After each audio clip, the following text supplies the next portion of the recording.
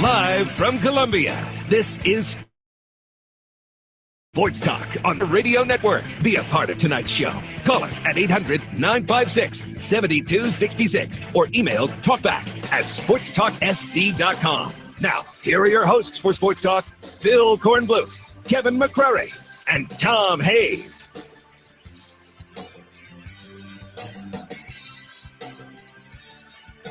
And good evening, everybody. Welcome back into Sports Talk, South Carolina Radio Network. Good to have you with us for what will no doubt be the best 2 hours of your day. No matter what you have been doing today, working, playing, sleeping, exercising, maybe cutting the grass, maybe playing golf, tennis, swimming, hiking, skydiving, flying a plane. What else could you be doing? Any of those? Nothing. This will be vegetating the best 2 hours of your day. We promise. And we do not back out on our promises. 800-956-7266 is our phone number. Love to have you chime in tonight, whatever's on your mind regarding the state of the state in sports. We've got the big baseball series coming up this weekend. Looking forward to that. Monty Lee will be here at the bottom of the hour.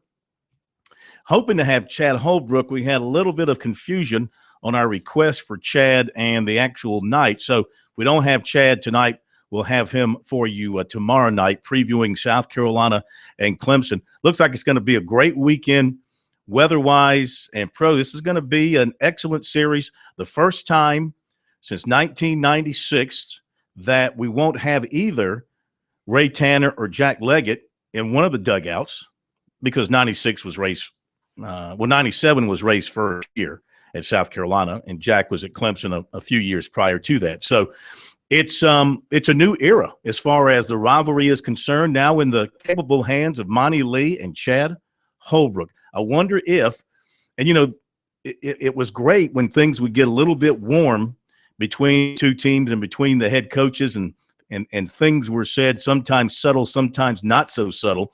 Now, I wonder if Chad and Monty at some point in time will have an exchange or two outside of the lines about their programs. Give them 2 years, because anything now it'll look like it's staged. So give them a few years to build up some animosity, some friendly animosity. So if it's going to be good weather, that means the sun will be out, right? Usually, okay, hopefully. So that'd be good for when they lay the bats out. And see, there you go. You have to bring. Are you ever gonna let that go? It's funny because I haven't mentioned it. South Carolina, with a lot of their new players, really starting off hitting well. That they're using new bats this year, hitting well. Oh, that's what it is. It's the bats. Mm-hmm. Has nothing to do with the talent holding the bats. The hands wrapped around that handle has nothing. Has nothing to do. It has nothing to do with the fact that they went out and recruited some guys that could actually hit, and they are actually hitting. So let's talk about the series. Our poll question on our website: who's going to win the series? So if you haven't voted there, do so, and also we can talk about it over the airwaves. Clemson loses to Virginia last night. We'll hear from Brad Brownell. We'll talk about the Tigers' plight, and of course USC Georgia tomorrow night. And we're back in a moment.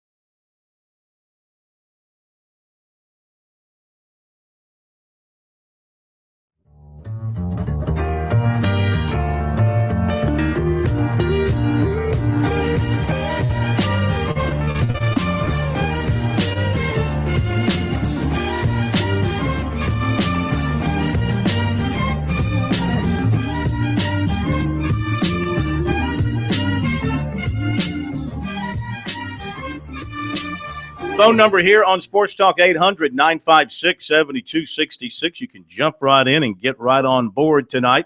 Email talkback@sportstalksc.com, on Twitter @sportstalksc. If you have not signed up to join our Twitter family, we invite you to do so. It's a very close-knit, warm, loving family on Twitter. I am the godfather of our Twitter feed. K-Mac, he would be the bastard child of the Twitter feed. He would be the Luco Brazzi of.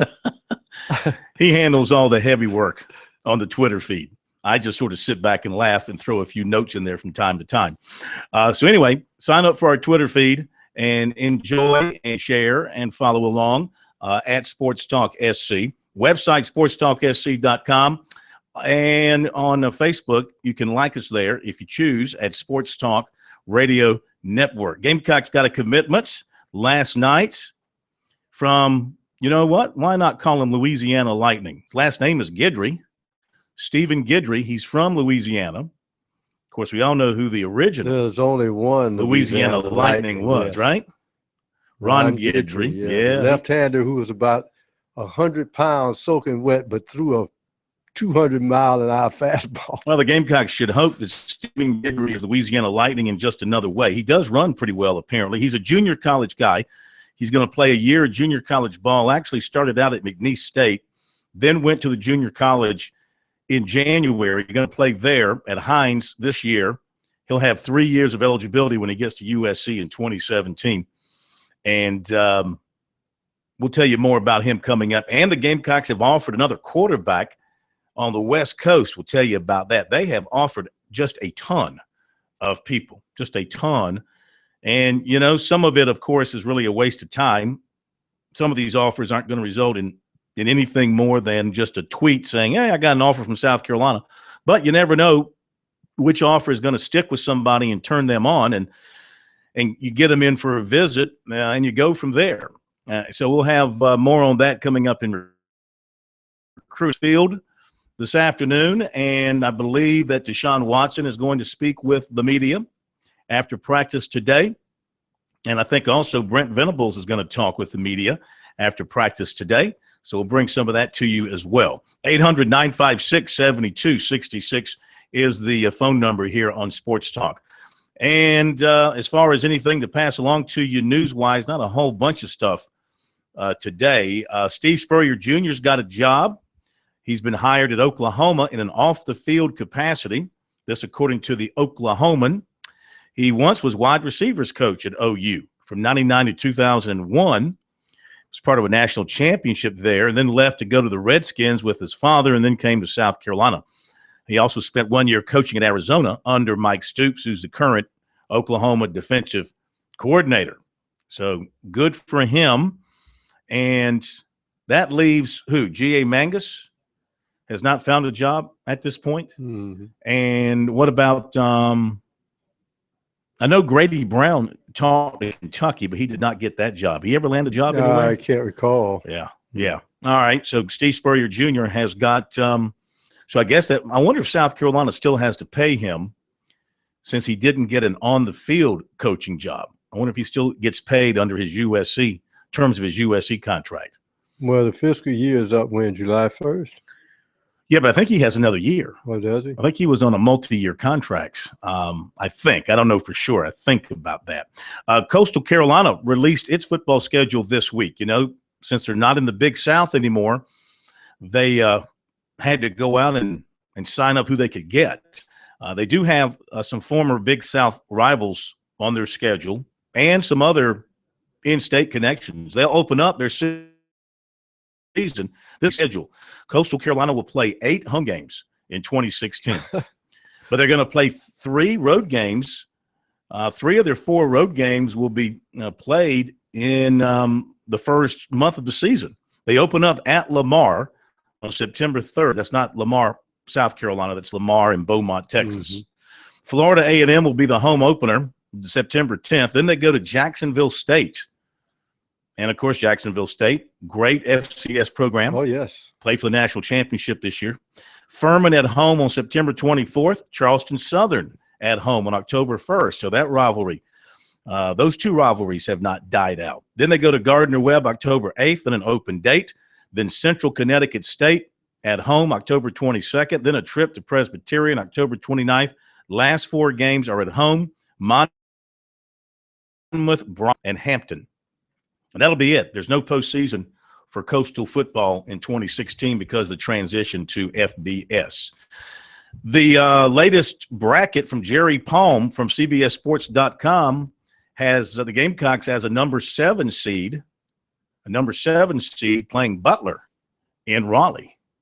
So now we are seeing more consistent brackets from the two, from Lenardi and Palm. Those are the two that I watched the closest. Well, they sent them out to Colorado. I know, and they've got them in Raleigh. So maybe they have a pretty good sense of what the committee members are thinking regarding where to place the Gamecocks in a couple of weeks. Of course, we have got tournament action now underway. Last night, USC Upstate, its season came to an end with a first-round loss to North Florida in the Atlantic Sun tournament. Shows you what happens when you lose a great player, as they did off their team from last year, and they were a good team last year, and then this year, Eddie Payne's group really kind of struggled out there. ACC women's basketball tournament began today, and Clemson was playing today, and they might still be playing, or it might just end it. I think it was I want to say it was a 3:30 tip on that. Have you seen the score? No, but they were down by about 15. Who were they playing? I can't even remember who they were playing. Let's see here. I'm looking here. I don't remember. I have to be honest with you. I've paid so little attention to them this year. And the Clemson women, I believe, they did not win. Here it is right here. They lost to Wake Forest, 73-58. So it has gone final. And I believe that completes a season in which, Clemson did not win an ACC game in women's basketball. 4-26, and then 0-16 in ACC play. So, Dan Radakovich is he's in a little bit of a tough situation there because, and I'm not suggesting he's thinking about doing anything. I think he realizes that it's a big rebuilding job there for women's basketball. But, the head coach, I don't know her, and I'm sure she's a very fine person and probably a good coach and a good friend, a former teammate of Dawn Staley's, but is committed to the Clemson men's basketball program for 2017. And he's 17 class, A.J. Oliver from Daniel. And he's a very good player. And so if you're Dan Radakovich, and let's just say, hey, he decides to make a change, could young Oliver decide, okay, my mom's leaving, I'm going to go where the family goes and forget about my commitment to Clemson? Well, it's a rebuilding job, because I think they understood that when they hired her, that it was going to be a long building. Well, this is the end of year 3? Something like I that. think. And, Clemson women's basketball, I can't believe we're talking about it, but they really haven't been any good since Jim Davis left. Well, that's been a long time ago. Well, that's been how long since they've been any good? Think about it. Think about the coaches that have come through there. And I don't know if it's ACC women's basketball is not a bad draw. They've had good teams over the years. Maryland was good before they left. Of course, North Carolina, NC State has been good in women's basketball. Virginia's been very good in women's basketball. And when Jim Davis was there, Clemson right now. Yeah, when Jim Davis was there, Clemson was very good. I covered them in the ACC women's tournaments in Rock Hill when they were winning championships back then. But they have certainly hit rock bottom, closing out a season in which they did not win an ACC game. We'll be right back.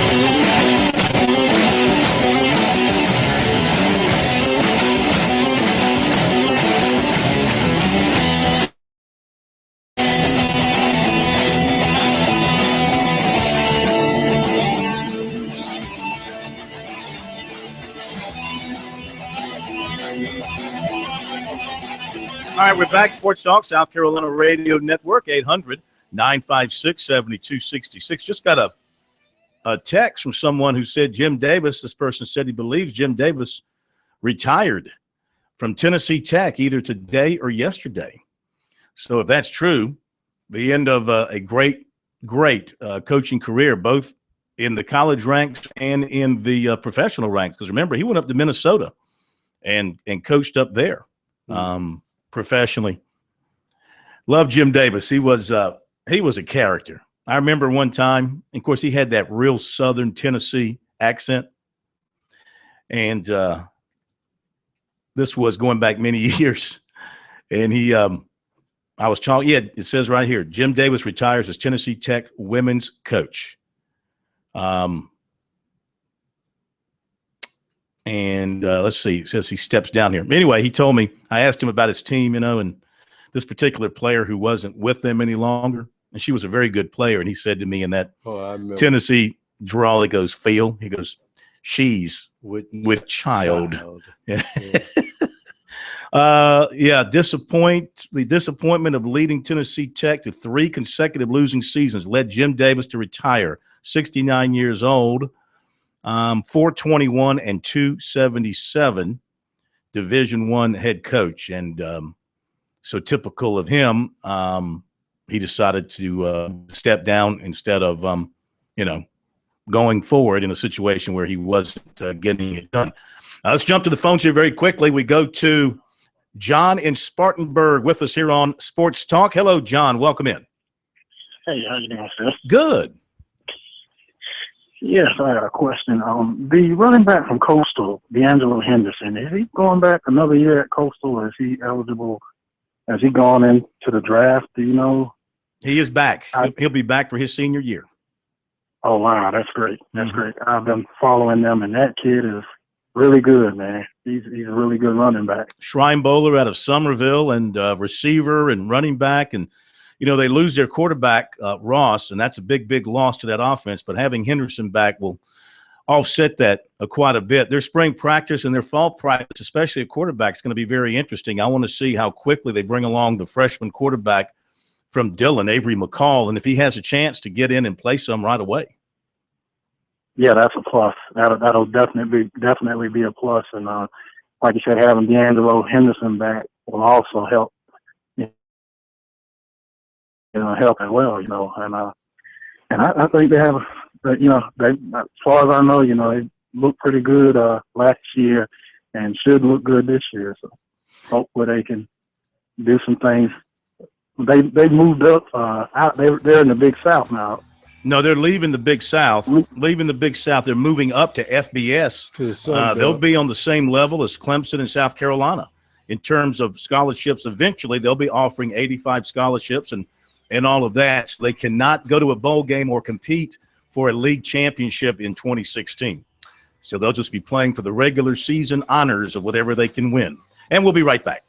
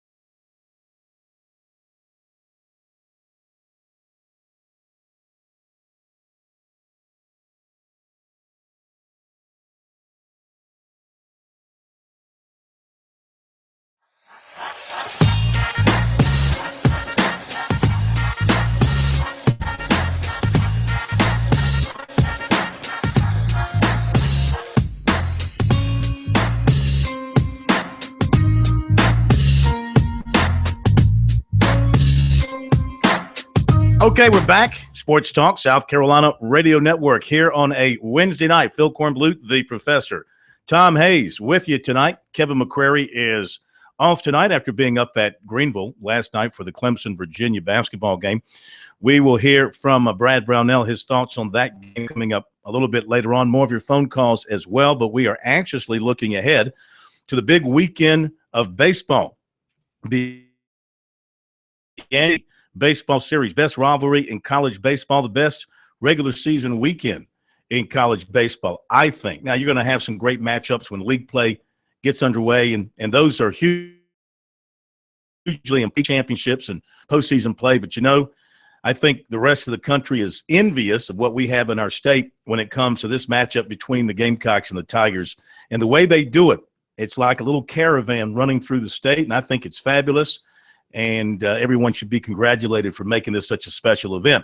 And we welcome in Clemson coach Monty Lee, who knows this series well, but now he's wearing the manager's hat from the Clemson dugout. Now, he knew it as an assistant coach from the Gamecock dugout. Now it's an entirely different view. Monty, good to have you with us. How are you? I'm doing great, Phil. How are you? We're doing just fine. Congratulations on your start. Opening day was spoiled for you, but ever since then, nothing but W's. Yeah, our guys really have played well. We've been pretty consistent. We've thrown the ball very well. Starting pitch has been good. Our bullpen has been really, really good. Defensively, we've played pretty well, and offensively, our guys have done a nice job of swinging the bats and scoring runs. And right now, we're playing good baseball and just need to find a way to stay consistent and continue doing what we're doing. Who has surprised you out of the gate? Somebody who's just really either stepped up on the mound or at the plate and really showed you something that maybe you just didn't sense in preseason camp?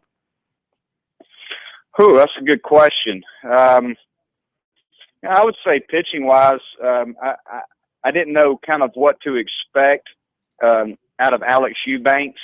He's a redshirt freshman.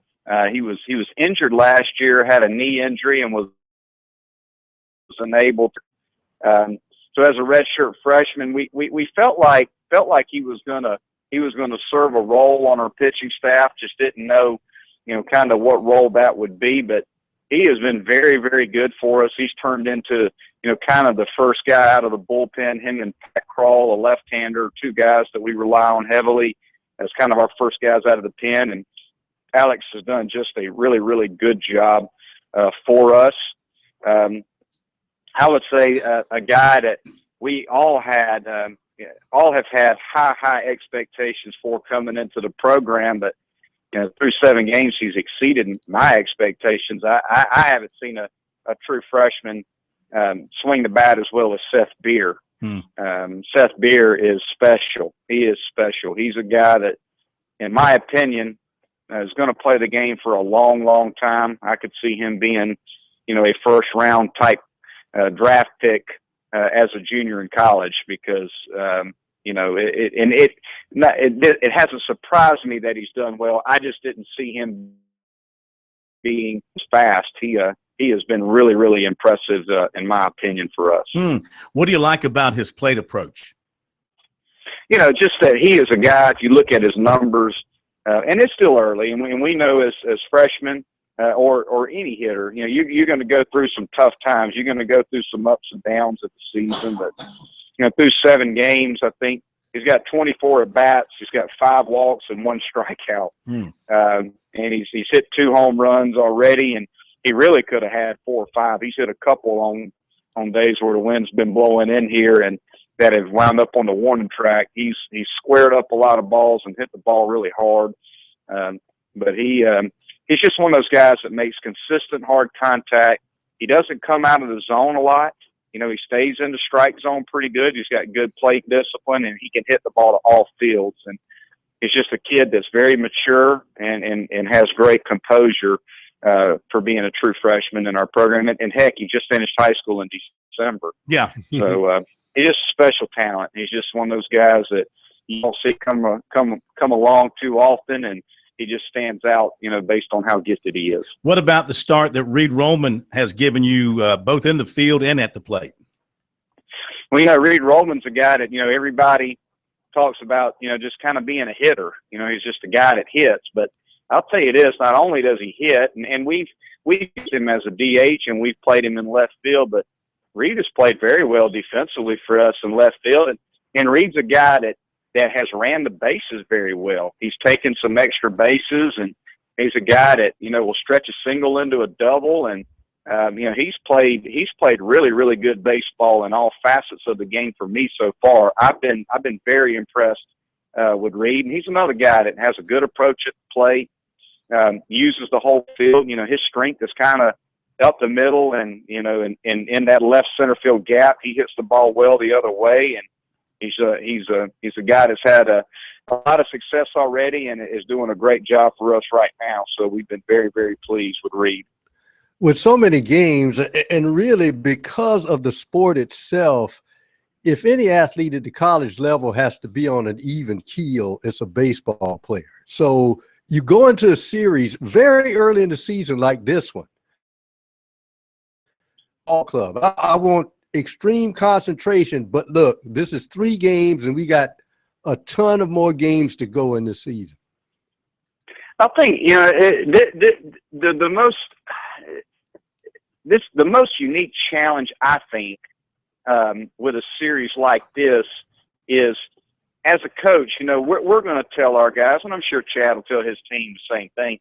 Hey, just stay loose, stay relaxed, and just try to stay consistent. Just try to play the game the way we've been playing it. Don't try to do too much. Don't try to make more of it than it is, because, as you know, with athletes, if you try to do too much, sometimes that's going to work against you. And if you get a little too hyped up for a series like this, sometimes that's going to work against you. So just stay within yourself and play the game you've always played, and play the game the way we've been playing, throughout the first couple weeks of the season.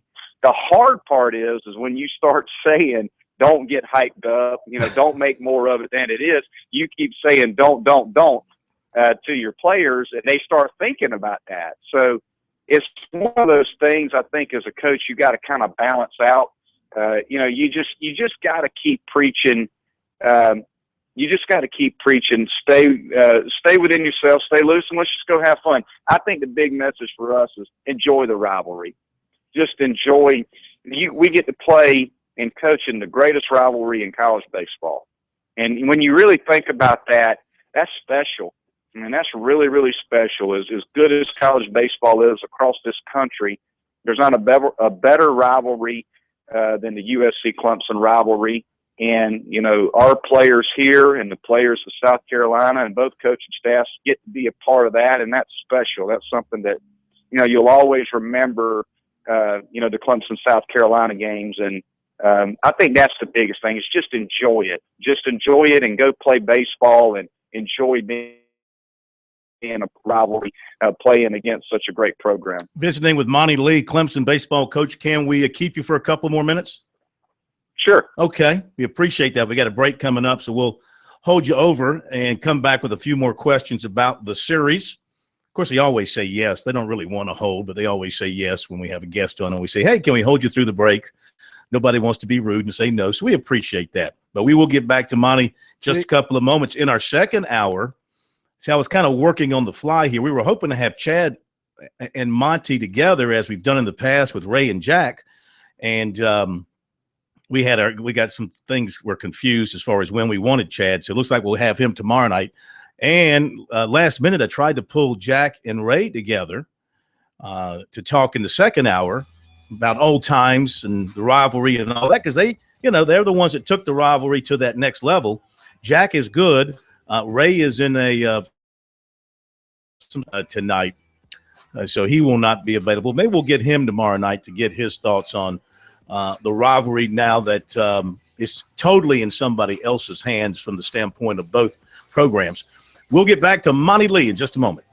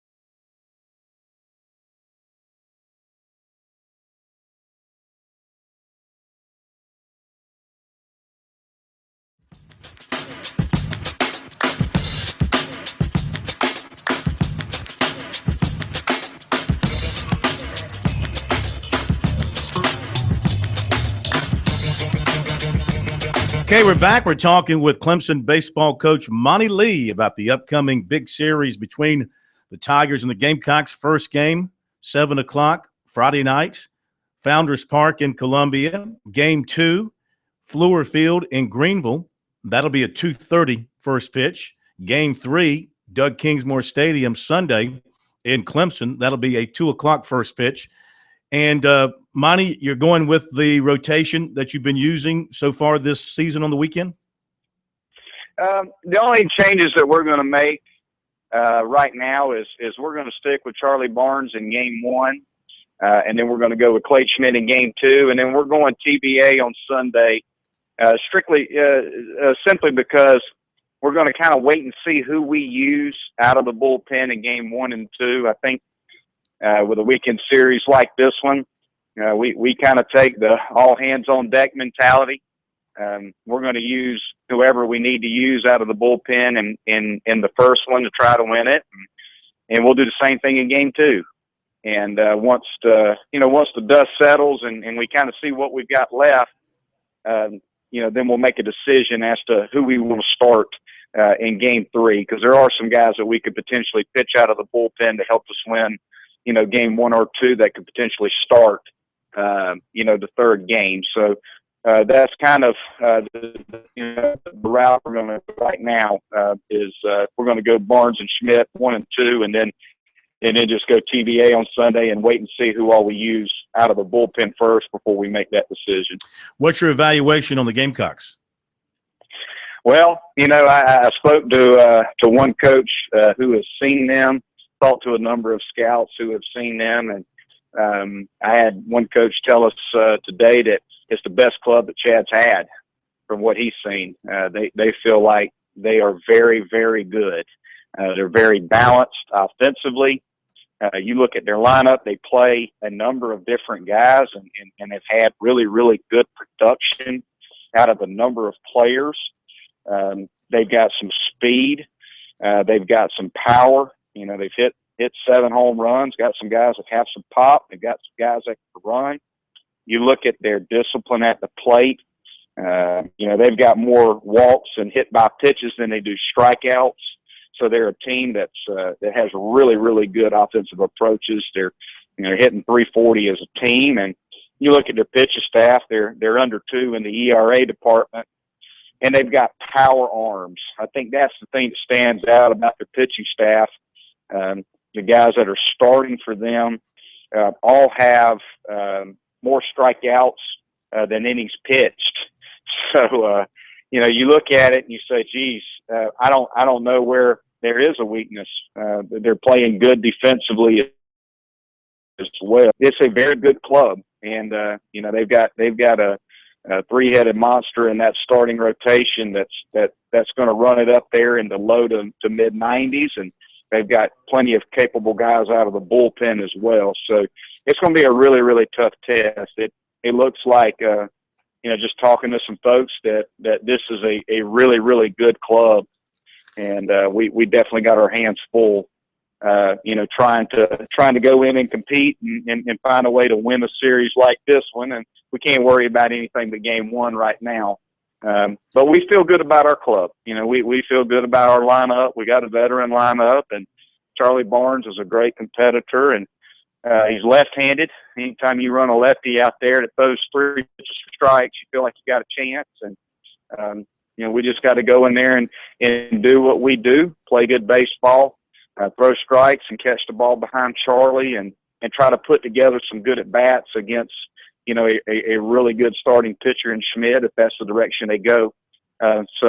We've got our hands full, and it's going to be a heck of a test for our team. It's going to be a great weekend, no doubt about it. Weather should be good. We know the baseball is going to be good. And real quick, your first go around in terms of being the head guy in this series, what do you think your emotions will be like? We've got about 30 seconds for you. I think I'm going to be really, really excited. I'm sure there'll be some excitement on my part, and I'll have to try to, just try to remain as relaxed and calm as I can. But I'm sure it'll be exciting. I mean, how can you not be? You wouldn't be human if you didn't, go into a ballpark that that's going to be, is heck, I don't know, 10,000 people, however many people's going to be there. They're all going to be there, and not a lot of them are going to be pulling for us. So, so I'm sure that part of it's going to be a lot of fun, just because again, it's going to be a great atmosphere, a huge rivalry game for us, and it's what college baseball is all about. So I'm excited about the opportunity to be a part of it. Hey, thank you for the time. Look forward to seeing you Friday and over the weekend, and best of luck to you. Thank you very much. Have a good night. You too. Thank you, Monty Lee, coach of the Clemson Tiger baseball team, here on Sports Talk Recruiting, coming up after this break.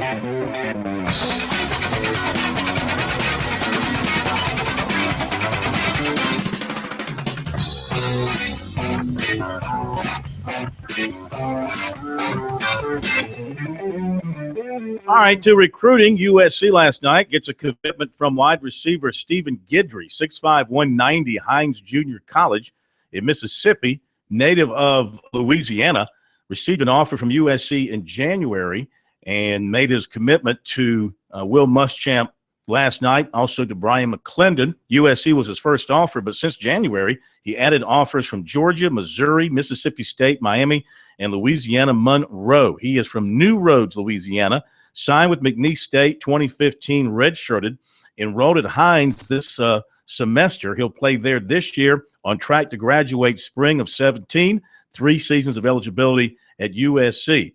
He said, quote, "I want to be the star of the team, and South Carolina doesn't have receivers. I looked at their highlights, and I pictured myself playing for them." He went on to say, quote, "Today I had a dream, and I was in a South Carolina uniform, and my family was in the stands, and I caught the game-winning touchdown." End of the quote. Against who? Didn't say. He then contacted Muschamp and said, "I'm coming." And he said Muschamp was really excited. And he is the Gamecocks' 4th commitment for 20. Back, Lummy Young from Westside Got that offer from USC this week, going to Clemson on Saturday for Junior Day, and is hoping for that offer from the Tigers. He grew up in a Clemson family, and he said there would pretty much be an immediate commitment if he got the offer. But he's not sure he's going to get one. He says he's hoping, doesn't want to get his hopes up too much. But he said the offer from USC was also important to him because it showed that all his hard work had paid off. He has not made a recruiting visit to USC, but he did camp there last summer, and he planned to talk to Muschamp today. He also has offers from Miami of Ohio, Coastal Carolina, Charlotte, and Old Dominion. 70 tackles and 8 picks for him last season. USC offered defensive end Jabril Glaze of Tampa, defensive back Renard Bozeman, and defensive back Michael Nesbitt, teammates from Lauderdale Lakes, Florida. Today, USC offered quarterback Tristan Gabia of Calabasas, California.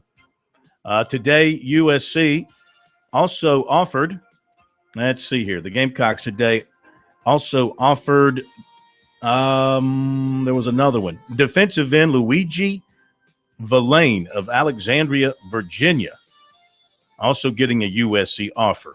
We've got some more notes in recruiting, and we'll get those to you after the break.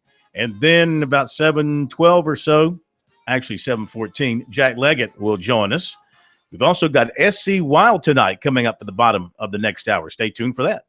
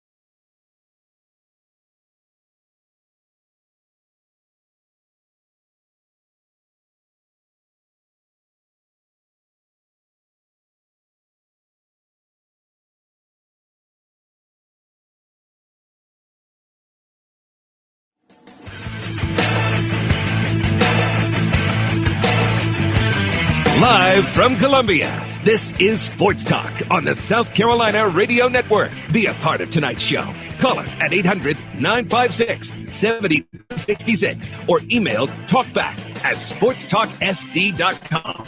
Now, here are your hosts for Sports Talk, Phil Kornbluth, Kevin McCrary, and Tom Hayes.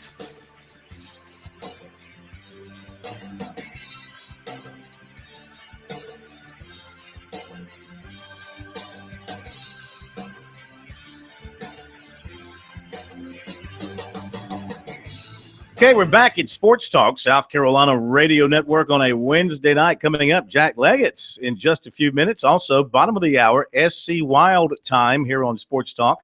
Captain Billy Downer will be with us. One thing we're going to talk about is coyotes and what's happening with the coyote population in our country and in our state, in particular in our state, and what we're doing about it. There is some legislative action progressing to allow people to hunt coyotes, and if they get tagged coyotes, they win a prize. They win a financial prize to encourage hunters to go after coyotes, because the coyotes are apparently taking over a great part of the land out there and Interesting. and eating innocent pets and other things. Anyway, wanted to finish the recruiting report for you.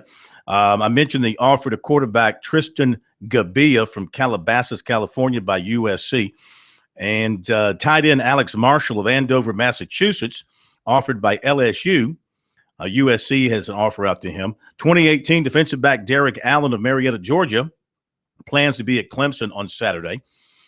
24/7, Ryan Bartow reported that Will Muschamp today had a couple of conversations with defensive end Deidrean Baycoat of Virginia Beach. That's in the 2016 class, and he's a recent qualifier, and several schools have jumped in on him now, including USC, and he reports that Muschamp talked to him a couple of times today, and he said that Muschamp told him they have a scholarship waiting for him, and he said Muschamp asked him to give him time. I guess that means come and visit. They want him to visit March 19th. He said Muschamp told him that they really love him and want him to visit during their break. He said he talked to him again about an hour later, and he told him how bad they want him there. Central Florida and Indiana offered on Tuesday. He is officially visiting Central Florida tonight through Friday, and Indiana's trying to get him in for an official visit as well. He said he's not sure if he'll visit Indiana or USC at this point. Must be a good player. 86 tackles, 21 tackles for loss, and 16 sacks last season, and he forced 7 fumbles. Of course, USC's involved with a couple of other guys still available in that 2016 class. Michael McDaniel, defensive end, and Josiah Coatley, defensive end. And those two are going to visit USC as well. All right, basketball. Clemson last night offered 6'3" Mike Okoro of Raleigh, 2017 class, and 2018 shooting guard 6'5" Sharon Wright Jr., the son of the former Clemson star. He's at West Florence. And USC's Frank Martin on Sunday visited with 6'6" Alpha Diallo of Brewster Academy in New Hampshire. It's possible he'll take a visit to USC once his season is done. Be right back.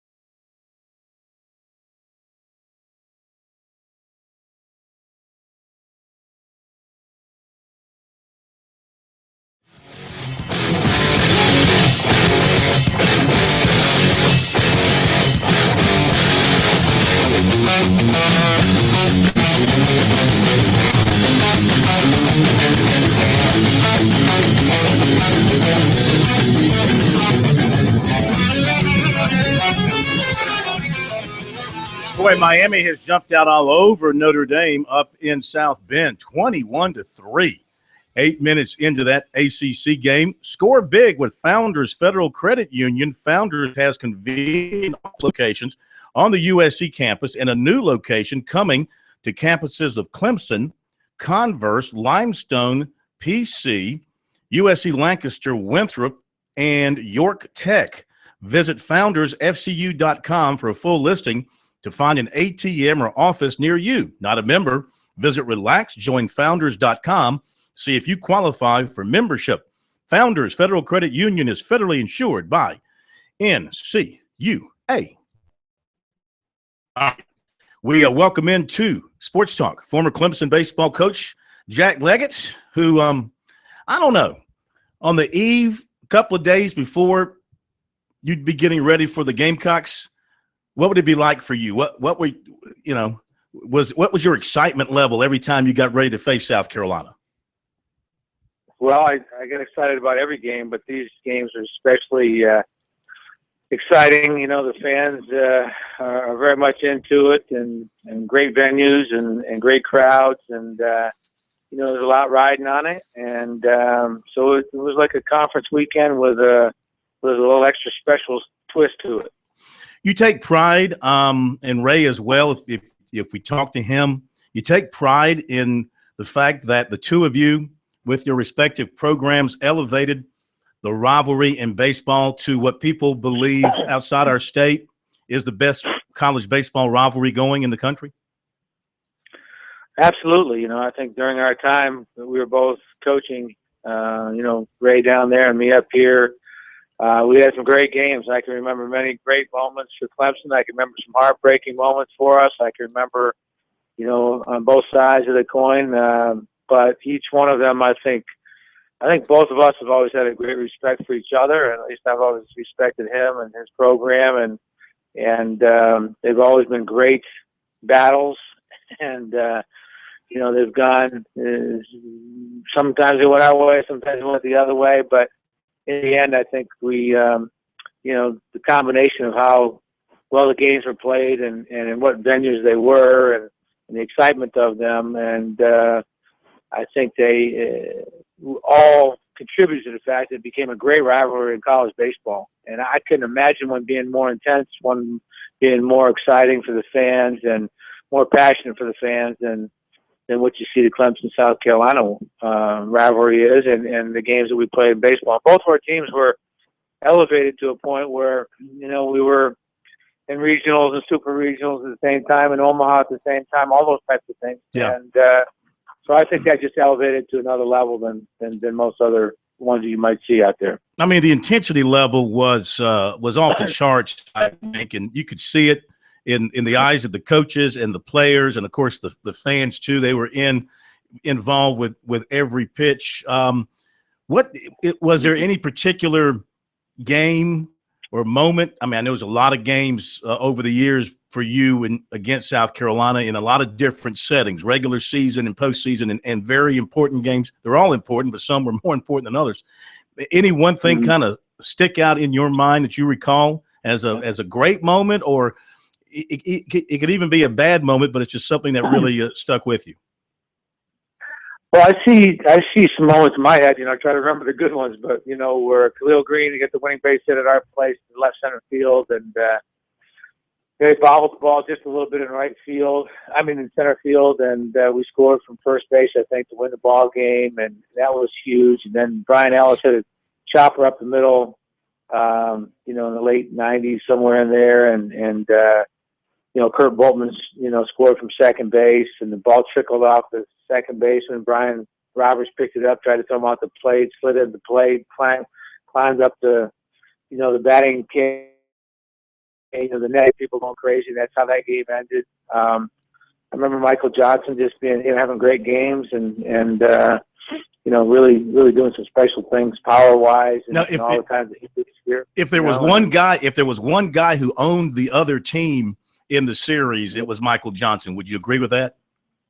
I think he ended up. I agree. I think he ended up hitting 10 home runs against the Gamecocks during his time here at Clemson, which is phenomenal. And so there were some very exciting moments. Obviously, the low moments, the toughest ones were we had to face each other in Omaha and we lost. And even though we had a tremendous year and finished third in the country or something, and South Carolina won it all, it was tough because, it was a great season for us and great for Clemson and something to be extremely proud of. And then, South Carolina won the whole thing and then won back to back. And that's a very difficult thing to win at one time. To win it back to back is a tremendous accomplishment. And so I think overall for the state of South Carolina, there were many great moments for both teams. And whether you're on one side of the fence or the other, you're on the Clemson side or the South Carolina side, there had to be a sense of, hey, baseball's pretty good in the state of South Carolina right now during this era that we were both coaching. And I just remember some great moments, some very tough moments. And every time you won, it was as exhilarating as it could be. And every time you lost, it was as tough as it could be. And, the fans on both sides extremely passionate. It's a tough place to play down there, and they love to love to get on me or the opposing coach or whatever it just happened to be. It's whoever was coaching Clemson. And so it was always a tough atmosphere, but there was always a lot of great South Carolina fans who would come down and speak to me before the game started or after the game or whatever, whether you win or lose. And so I remember that. I remember the fact that both teams are extremely passionate, got a lot of respect for both fans, obviously, and the way both programs were handled and at the time. And I think it's something everybody should be proud of.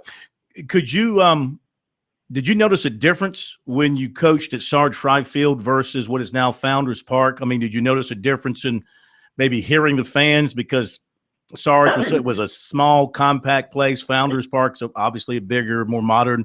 Did you notice any difference from your standpoint in the two parks coaching in it? I would say Sarge Frye was probably more intimate, and people above the dugout were absolutely on you the whole time, and so that was always a tough place to play in a small ballpark, and so a lot could happen in a short period of time in the ballpark, and so there were always some incredible games down there that I remember, being on both sides of the coin. And but at the new ballpark, I don't think the fans were any less passionate or any more giving to you. The ones above the dugout, and all those kinds of things. I really just feel like I really would. I guess the one thing I would like to say is. It's a tremendous rivalry, and both teams and both sets of fans are passionate. But to always remember that it's the players that are playing the game, and that both teams want to win extremely badly, and the fans do, and there's a lot of pride involved on either side. To always keep it in perspective and to treat both teams with respect, and appreciate how hard the kids play during the course of the game and keep your focus on that. And to me, that's the most important thing that I would look back on and say, that's one thing where it always needs to be kept in perspective. It's something that's very important to both sets of people. But at the same time, just treating people with respect on both sides is the most important thing. I always wanted that to happen in Clemson. I always wanted our people to be respectful to South Carolina or anybody who visited us. And I hope that they feel that way, even though it's tough sometimes because both teams see things in a different perspective for sure. All right, Coach. Okay. No, go ahead. Go ahead and finish. I think one of the things that since we were coaching, since Ray and I were coaching, we started out coaching against each other. I was at Western Carolina, he was at North Carolina State, and then evolved over to the two schools. But we started with 6 games. We played each other 6 times, I think, at the beginning. Huh. And and then we went to 3 games. Then we went to 4 games, I think, maybe every Wednesday or something. We played Wednesdays. Yeah, hang on. We got to go to a quick break. Yeah. We'll come right back to you talking to Jack Leggett.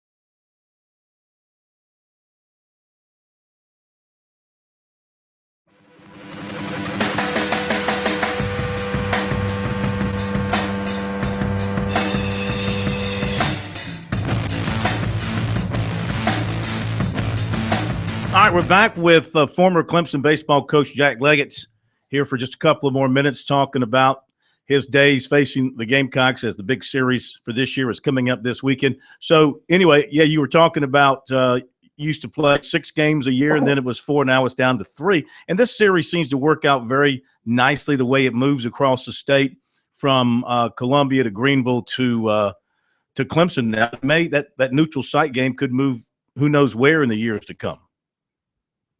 Well, I think it's a really neat weekend, and involves a little bit of travel on both teams, but it brings it to different parts of the state, which is cool.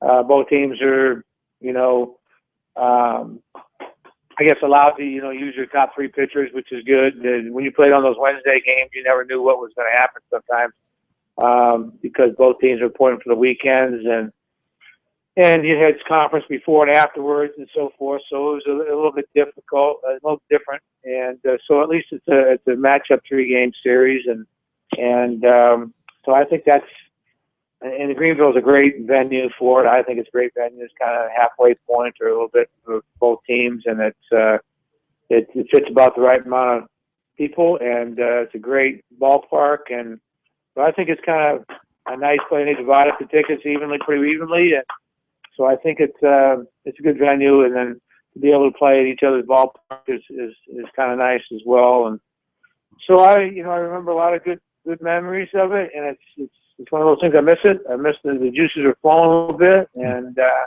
it'll be a good series. To be able to walk off. We won 2 out of 3 last year, which was it's a good way to go out, I guess, when you walk off the field down there winning your last ball game, but. I've also walked out that field losing some tough ones, and that's the life of a coach. You win some, you lose some. It's a very up and down life. But I think it's going to be it'll be another epic battle this weekend. And I watched Clemson play 4 games so far, and they're as good as I thought we might be this year. They're got some really good offensive players and good enough offensively to allow their pitching to catch up to them, and the pitching has been really good beginning of the year too. So I think it'll be a good battle. All right, I got to ask you this question, but you got to give me like an answer in 45 seconds. Maybe the most talked about moment in the history of the remade series was the year with the heated bats allegation when it came out. It still comes up every year. As you reflect on that, regret saying that, still feel good about saying that? Years removed from it, how do you feel? We were having a great conversation. Everything was good. I mean, until you asked that question. No, I felt at the time it was something to bring up, and otherwise I wouldn't have done it. And that's all I had to say about it. And South Carolina, a legitimate team, and it didn't mean the difference between winning and losing. I don't think. And at the same time, I was protecting my players, my team, and I'd do that again. But at the same time, maybe a different way. But at the same time, that's what the series is all about. See, all these things come up. But all I got to say is this: I have great respect for Ray and the baseball program and the battles that we had. All right, hang on, Jack. We got to hit a quick break. We'll be right back.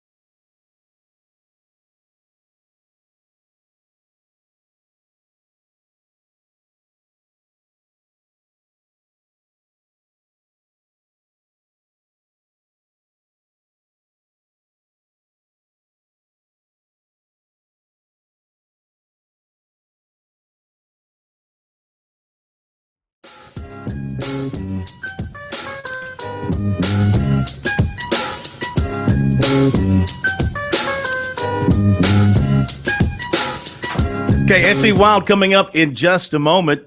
Down in Charleston, it is the Cougars, College of Charleston, 6-4 in the top of the seventh inning. All right, got to finish up with Coach Leggett here. I hated to interrupt him in his last sentence, but so go ahead. I'll let you finish up what you were saying.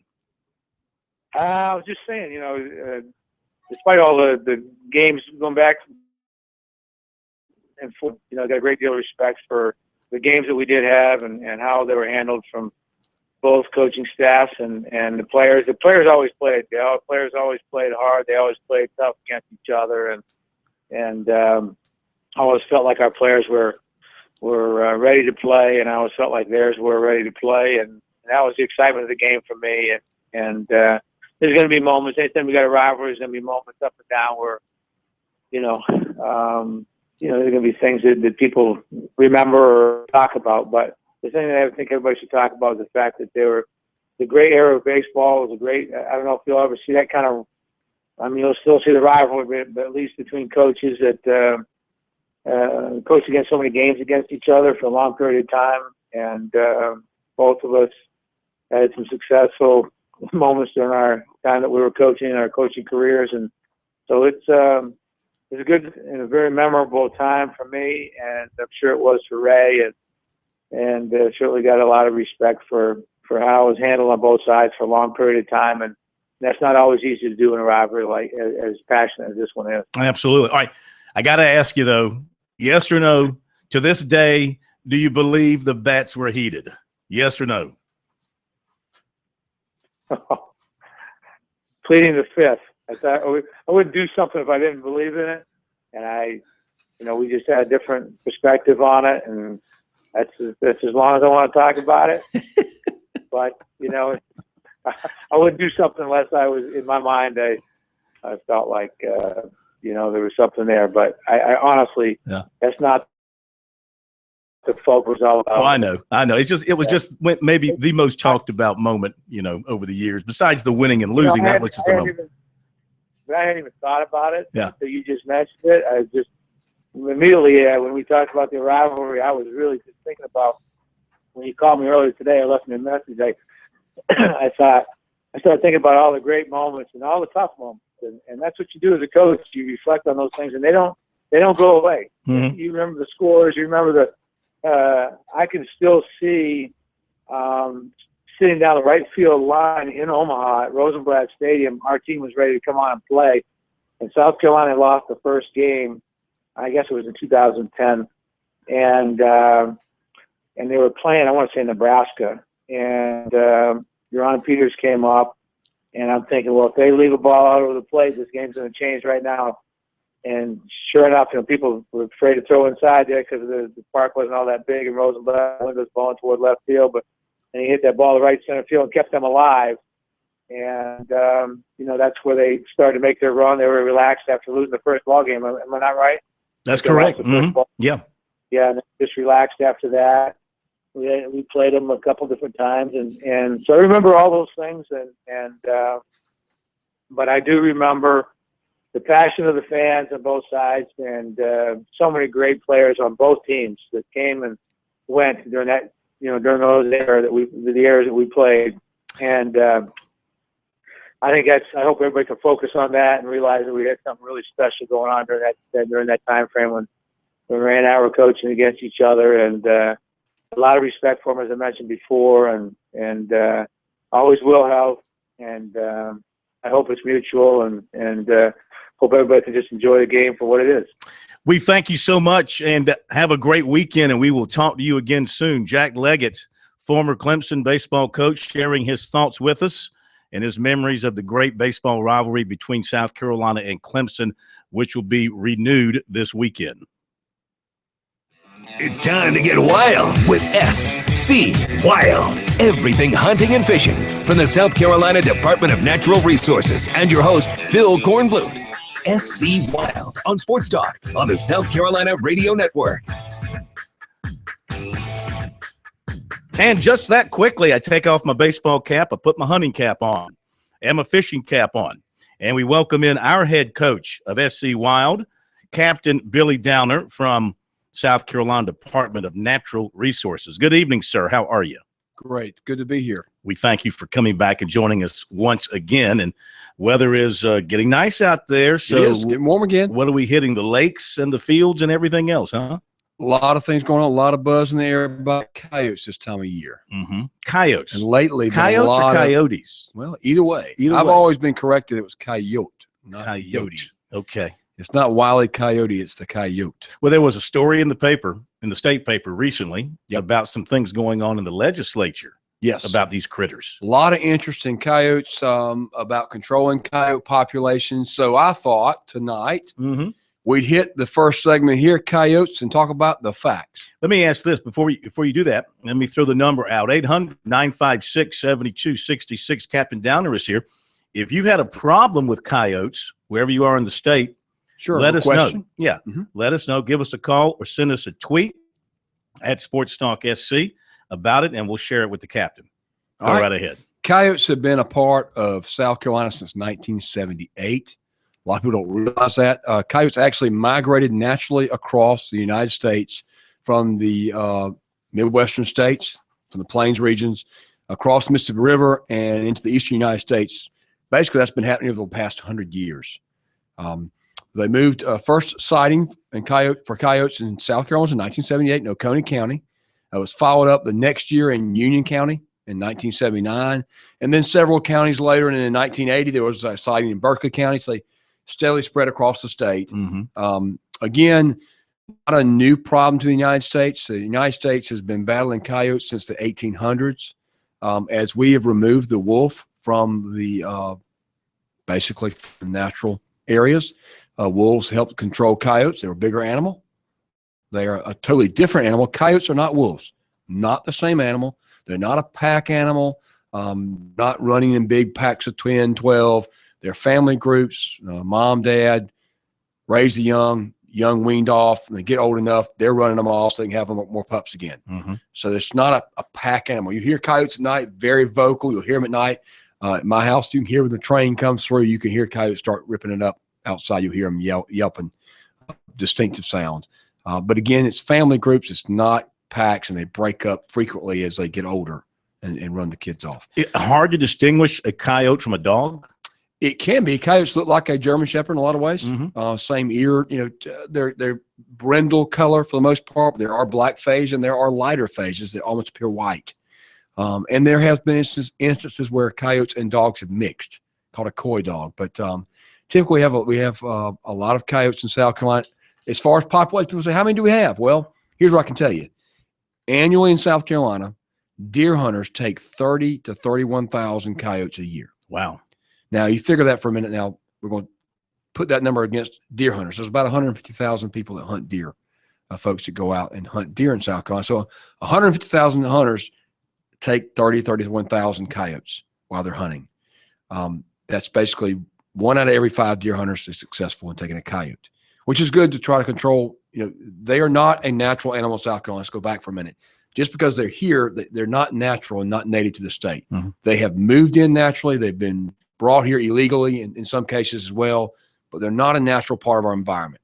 They outcompete other animals we have, the red fox. They eat the same animals, small mice, voles, things of that nature. So there's a danger that they could decline the population for the red fox, which is already declining. Mm-hmm. So there's, from a natural and a nature standpoint, we don't want something here that's not supposed to be here, particularly when they start hurting our natural animals like the red fox. Again, 31,000 coyotes killed annually by deer hunters. In addition to that, trappers, we do have trapping in this state. About 600 trappers each year take about 2,500 coyotes. So total take of coyotes each year is around 33,500. So a lot of coyotes taken every year. Yeah. What do they do with them? For pelts, for furs. Furs aren't worth a whole lot, Mm-hmm. but they are used for certain things. When we come back after the break, we'll talk more about coyotes and what we can do and what DNR is doing. All right, 800-956-7266. If you've seen a coyote maybe in your backyard and you want to know what to do about it, here's the man to talk to, Captain Downer.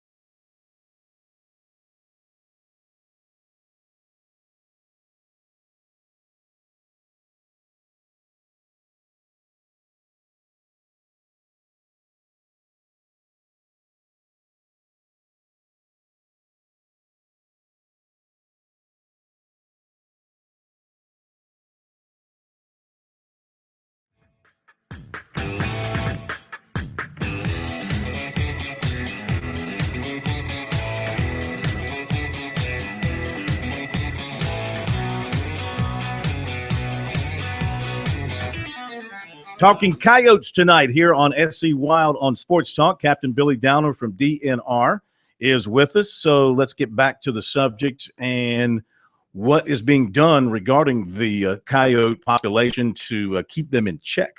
Again, coyotes are not a new problem. Been in a problem in throughout the United States for years and years. Been a lot of studies that talk about, people want to know how many coyotes do we have in South Carolina. I talked to one of our biologists today. It's hard to know. No one knows a real number.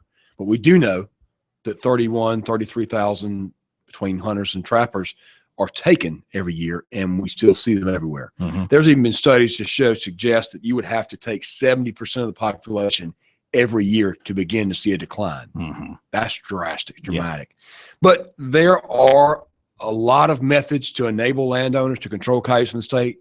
DNR has done a great job working with landowners to try to create, in the legislature as well, to try to create more avenues and more ability to take coyotes legally. For instance, there's no closed season on coyotes. There's no closed season. Coyotes can be hunted year-round on private land with a valid hunting license. Methods with firearms and bows. Coyotes can be hunted at night, even with or without the aid of bait. Electronic calls. You can use artificial lights, night vision devices with a rimfire rifle.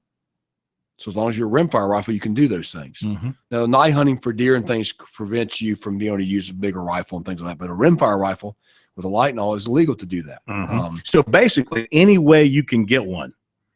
In a lot of ways, there's very, very little limitations. Mm-hmm. And right now, from the last day of February, we're in the middle, we just started to the July the 1st, as a special, not really a season, if you will, but a special time period where we allow landowners to take coyotes at night with any type rifle.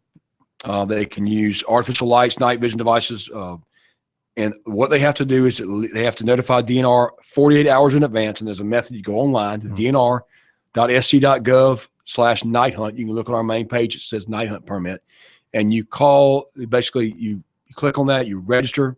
You register the landowner. You register a couple other information. You have to tell who's going to be on the property, who's going to be hunting, those kind of things. And it allows you to take coyotes at night with a light all the way to July the 1st. Again, every opportunity afforded to private landowners to be able to take coyotes to remove them. All right, let's jump to the phones. Sure. Have a question, I'm sure, about the coyote situation. You said Ryan in Hartsville. Is that right, Larkin? Ryan, welcome in to SC Wild with Captain Billy Downer. What do you have for us? Captain Downer, how you doing tonight? Doing good.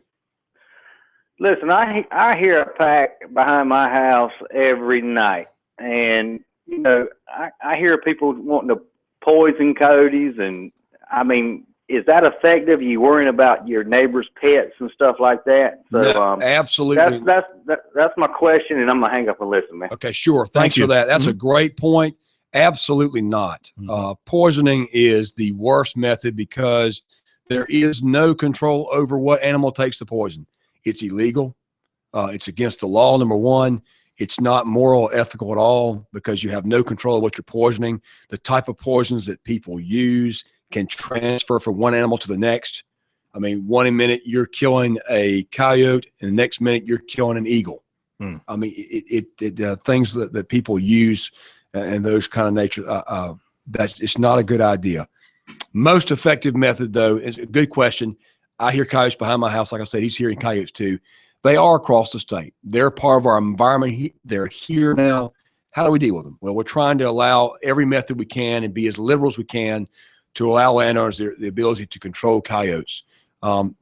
Trapping is another method. We talked about taking them at night with a firearm, different ways you can do that. Trapping's another method. The trapping season is from December 1st through March 1st. Coyotes can be trapped with foothold traps and live traps during the trapping season. DNR is working on providing more trapping workshops to teach people how to effectively trap coyotes. Again, if you look back at the numbers, 600 trappers took 2,500 coyotes last year. If that's the average, that means that each trapper, if you run the numbers, is trapping at least 4 coyotes. Right. So trapping's pretty effective, and that's been proven. It takes time, takes work, but you can do it. And we're working on doing workshops to help people learn how to trap more effectively. So go to DNR website for that. Look for those. If you have questions or want more information on the trapping classes, you can call us at 803-734-3600. 3886. What about this thing in the legislature that I read about in the newspaper regarding kind of like a bounty on coyotes, a way of encouraging hunters to, in particular, hunt coyotes, and if you get one that was tagged, it could be a nice reward for you monetarily. Hang on, we'll let you answer that question. Sure, answer after the break. Yeah, we'll get to that after the break.